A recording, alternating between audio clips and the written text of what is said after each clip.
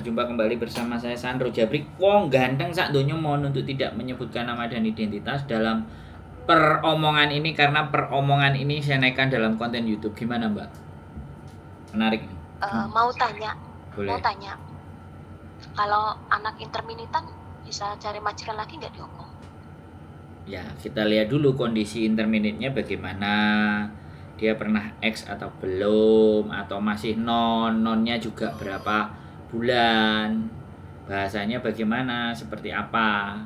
Jadi proses itu nggak ada masalah, ya proses nggak ada masalah. Nah, yang menjadi persoalan adalah majikannya mau nggak, kan gitu. Kita akan carikan majikan. Nah, kalau majikannya mau ya digas, kalau majikannya nggak mau karena rekodnya ditata sedemikian rupa. Makanya kan kita mesti kondisinya bagaimana. Interminate itu kondisinya sampean seperti apa? Sebulan kah, 2 bulan atau 2 minggu di interminate kan? Piye? Bisa sampean ceritakan nggak interminate-nya kayak gimana? Ini kan ex Hongkong 6 tahun. Ya. Nah, kan majikannya pindah ke Kanada, otomatis kan cari majikan lagi. Nah, udah dapat long service juga. Terus itu dapat majikan jaga bayi 6 bulan. Nah, 4 bulan itu di notice. Oh, di notice itu disuruh keluar sama majikan. Notice 1 bulan. Lah iya, majikannya yang nggak mau dia, bukan dia yang nggak mau kan? Iya. Ya udah, suruh ke kita aja karena dia udah pernah finish sampai 6 tahun. Itu kan berarti rekodnya finish dia. Majikannya finish. Relocation kan finish, terus masuk 4 bulan kan gitu tuh. Berarti kan bukan anak non. Bukan. Nah, ex Hongkong bahasa Inggris. Ya silahkan, kalau mau cari majikan bisa kita bantu, tinggal kirim foto kayak Sujike, terus kita lempar ke majikan-majikan, majikan cocok oke gas. Tapi pulang dulu karena interminate. Ke Indonesia ya? Iya, mungkin kalau ke Makau emang mau, bayarnya kan biaya sendiri. Mending pulang di Indonesia. Nah makanya bolehlah, silakan datang ke tempat kita. Kalau atau sampai mau kirim biodata, bikin video kayak Sujike gitu, baru. Karena kita sistemnya bukan kayak agen-agen besar ya, misalnya hari Minggu sampai libur datang, terus banyak majikan yang datang, kita nggak pakai sistem begitu, kelamaan. Nanti nyuruh CC-CC-nya datang berkumpul, kelamaan. Kita langsung bikin video kayak Sujike, video perkenalan itu, menceritakan pengalamannya, nah kirim ke majikan. Dah majikan interest langsung telepon. Oh, kan yang mau saya tanyakan kan masalah potongan dan biaya itu loh Pak. Oh ya, kalau di kita ada potongan biaya. Kalau kayak gitu biasanya kita 5.000 2 bulan, dibayar 2 bulan. Kalau sampean berarti 2.500 2.500. Iya, kalau sampean mau cari gratis silahkan monggo ke agent lain boleh. Kalau kami bayar. Ya dong. Ya kita pede aja Mbak. Jadi kita juga nggak mau ngomong di depan, ini juga tak omongin juga di konten. Kalau sudah ngomongin di konten kan jelas. Jadi kemakan yang saya tanyakan. Makanya soalnya begini Mbak, kenapa kita harus ada biaya walaupun sebenarnya tidak boleh, ya kan? Karena begini nih Mbak, kalau sampean proses interminate terus nyarinya di sini kan, proses di sini nih. Nah, sedangkan agent itu harus punya tanda tangan dari PT, ya kan? Tanda tangan dari PT. Nah, tanda tangan dari PT itu kan ada 2 kemungkinan. Jadi PT kan tidak mungkin ngasih free tanda tangan, karena kan berkas harus masuk ke KJRI kan, ya kan? Nah, berkas harus masuk ke KJRI. Lah PT itu kan dia cari cuan.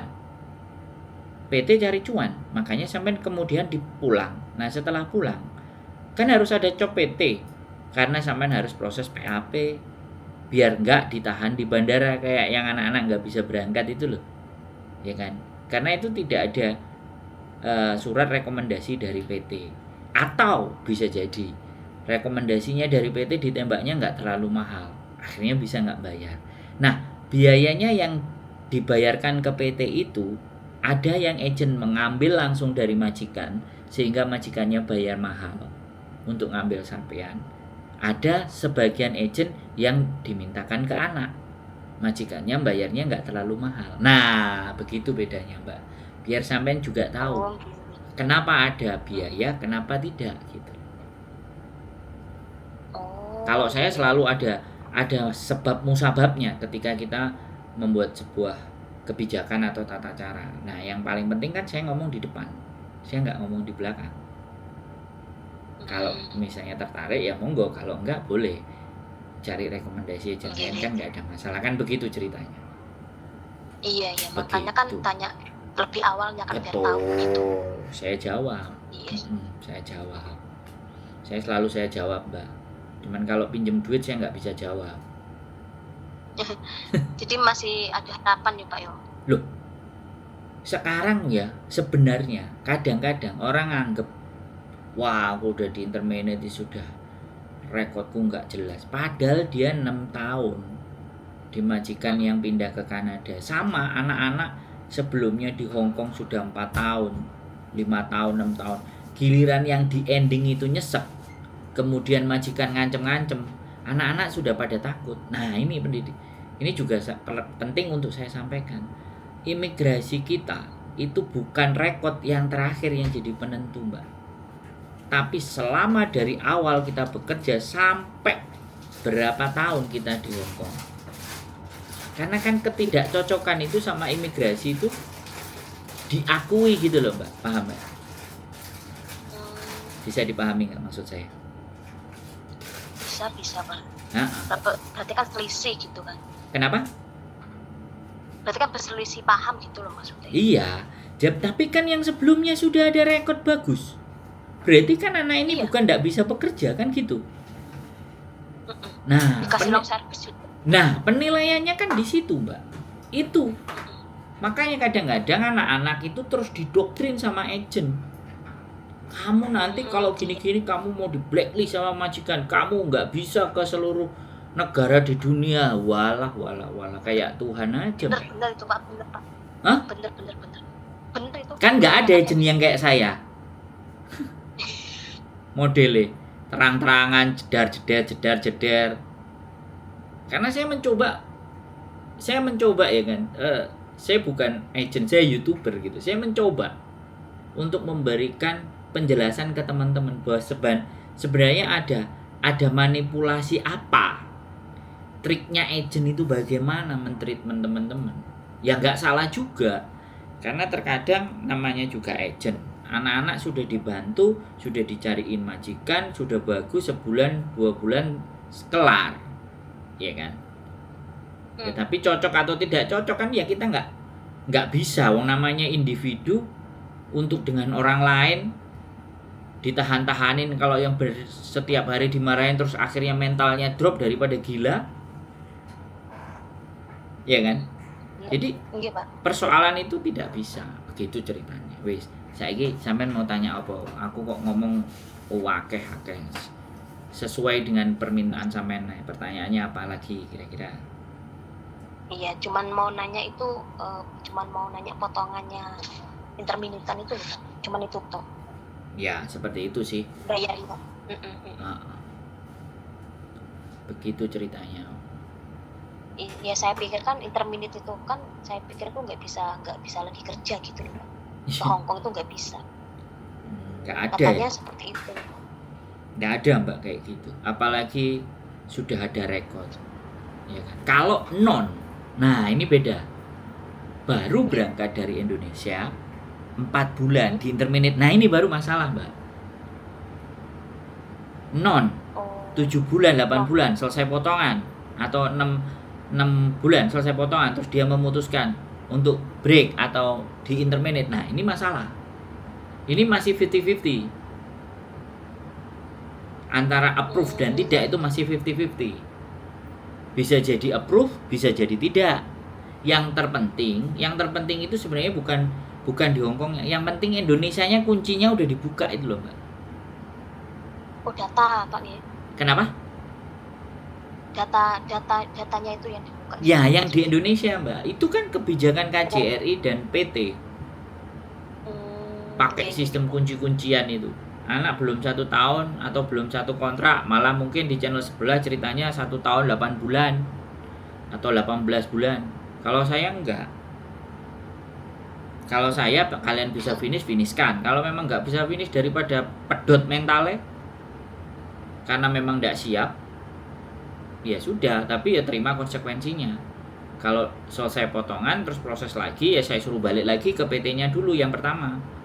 Kalau PT-nya menerima terus minta potongan lagi, monggo. Kalau PT-nya nggak mau, pakai PT yang lain, ya siap-siap terima konsekuensi untuk bayar potongan lagi. Kan begitu. Oke Pak, benar. Ya jadi kembali lagi, saya bukan pihak penentu, tapi saya di lapangan itu melihat kejadian-kejadian. Tapi ya sekali lagi kebijakan setiap PT beda-beda. Kadang sudah selesai potongan kunci kebuka, jadi 7 bulan, 8 bulan, 9 bulan kita proses lagi, ternyata visanya turun, ya kerja lagi. Nah kalau sudah dikasih kesempatan kedua, baik-baik berusaha aja, karena kesempatan pertama gagal. Kalau pertama gagal, kedua gagal, ketiga lebih besar kemungkinan gagalnya. Ibaratnya perbandingan ya 70 banding 30. Kalau 30 diterima, 70-nya tidak, karena sudah 2 kali interminate, apalagi 3 kali interminate. Tunggu waktu 1 tahun lagi pulang ke Indonesia, baru proses lagi.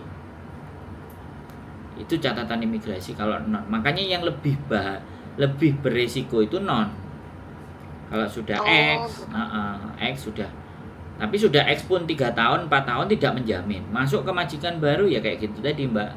4 bulan tebal, 1 bulan tebal, 2 bulan tebal. Nah, akhirnya ya balik lagi. Tapi rekod itu kan tidak terhapus. Ya, intinya tinggal agentnya berani nggak gitu. Agentnya mau terima nggak potensi kayak sampean itu. Karena agent ada yang mau, ada yang tidak, ada yang oke. Kadang-kadang agentnya mau bantu, tapi kadang-kadang orangnya ada yang belgedes. Makanya kenapa agent itu sadis gitu loh Pak. Bantuin pun dengan baik pun itu nggak ada uang tambahan gitu. Ya kan, bantuin teman-teman bila ada masalah gini itu nggak ada. Jadi tinggal kepribadian manusianya.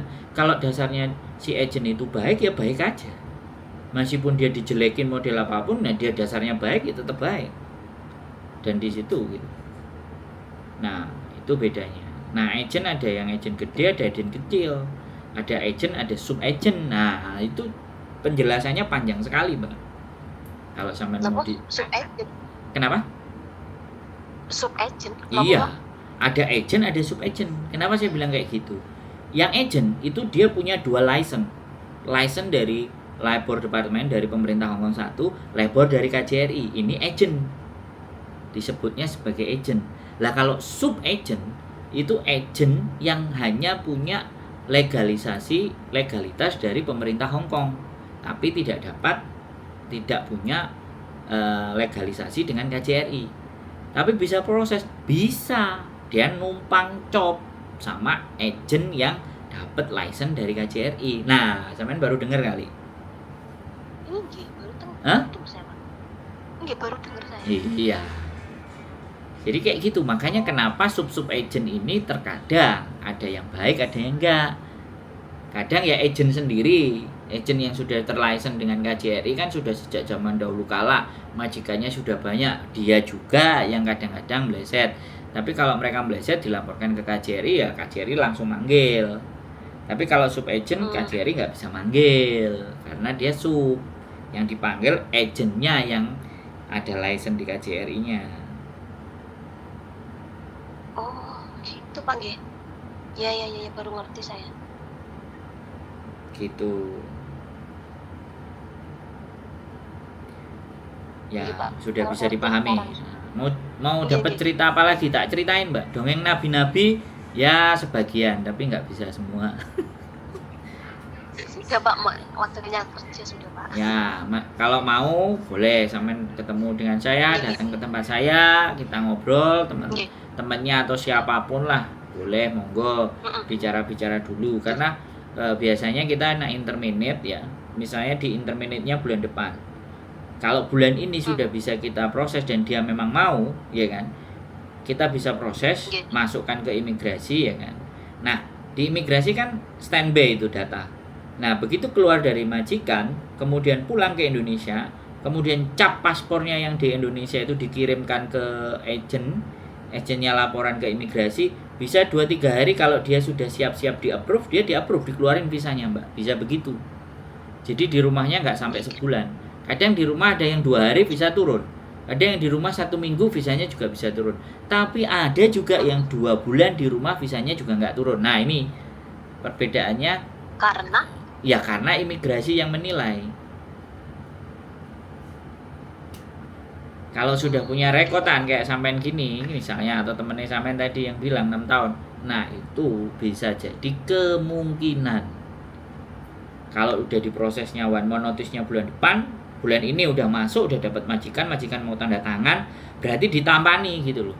Berarti artinya si anak tadi itu dibutuhkan sama orang Hong Kong. Imigrasinya kan melihatnya itu.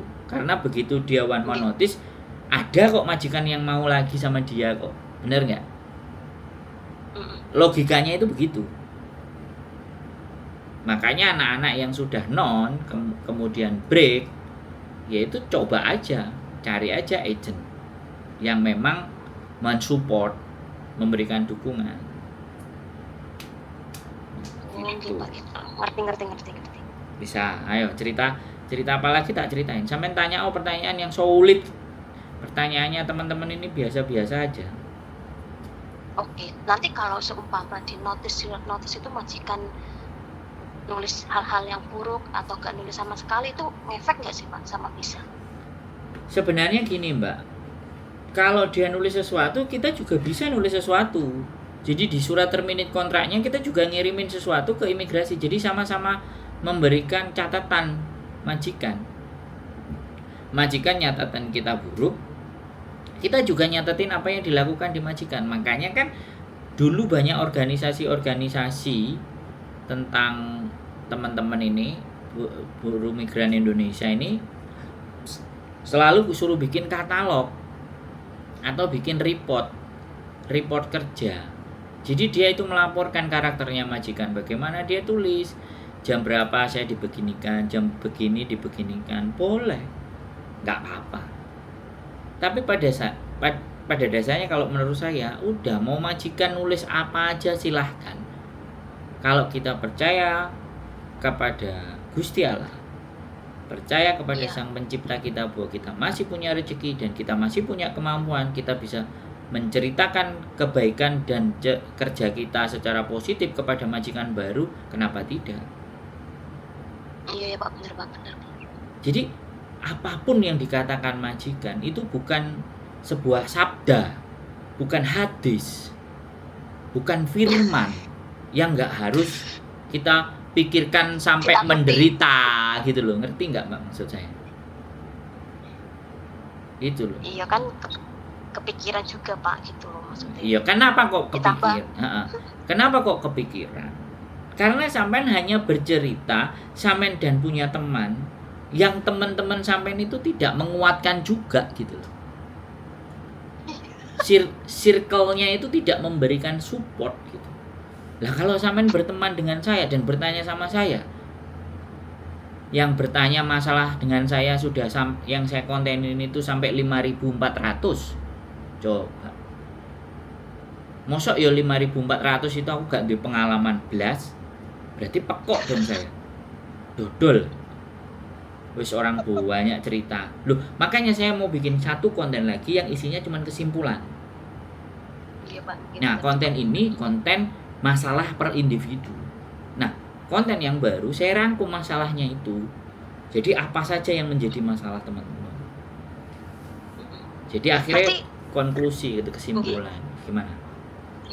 Benar, berarti kan berita-berita yang di luar sana kalau majikan nulis rekor yang jelek gitu kan, berarti kan kita masih ada harapan bisa turun kan Pak, nggak berarti juga kan Pak di imigrasi gitu loh. Ya, itu doktrinnya agent Mbak. Itu pelampiasan emosinya majikan saja. Kalau dari cerita sampean, saya bercerita dengan cerita lain, sampean tinggal analogi ya. Sampean tinggal pikirkan dengan logika berpikir sampean. kekuatan dari majikan ngomong yang kayak gitu. Semua hampir ngomong kayak gitu. Sekarang saya tanya, dari tahun 90 bahkan tahun 88, 86, 87 sampai 2024 ini agent masih ada, Mbak. Hong Kong masih ngambil yani CC. Benar. Coba di logika. Dan Oke. satu itu, yang kedua, sekali lagi yang kedua, anak-anak di Hong Kong itu tidak disetting untuk menyiapkan segalanya sendiri. Semua Iya. digantungkan sama CC. Coba. Iya benar. Logika yang kedua, sampean pikir. Artinya apa? Hong Kong ini ketergantungan dengan CC. Karena adanya ketergantungan itu, maka kalian kalau punya kemampuan, punya bahasa, punya experience, ngapain takut?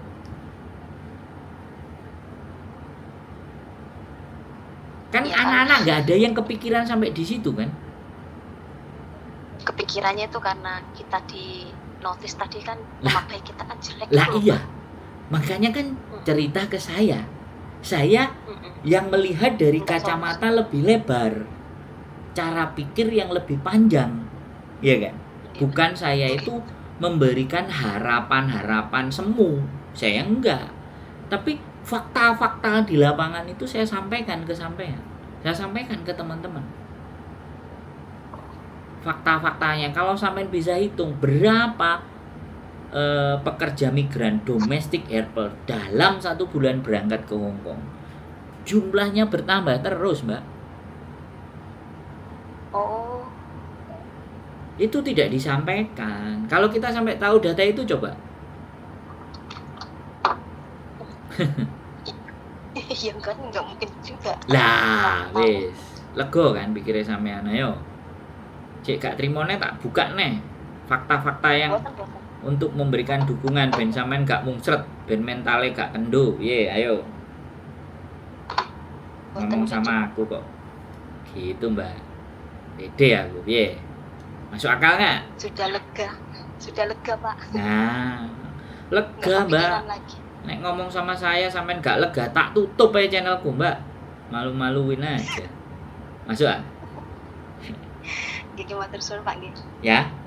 Cukup? Nggih. Sudah punya Nggih, semangat? cukup. Sudah punya kekuatan?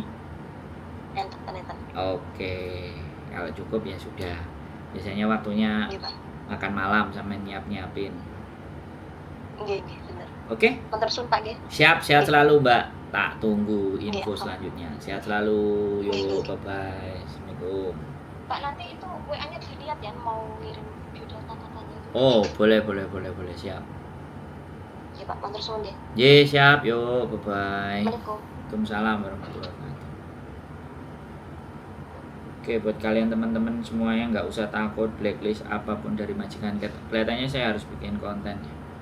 Oke lah.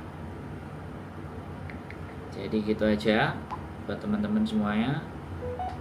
Sehat selalu buat kalian dan tetap semangat dan yakin bahwa rezeki kita yang berusaha, Gusti Allah yang menentukan, bukan majikan. Keep stay tune my YouTube channel and see you next video. Bye bye.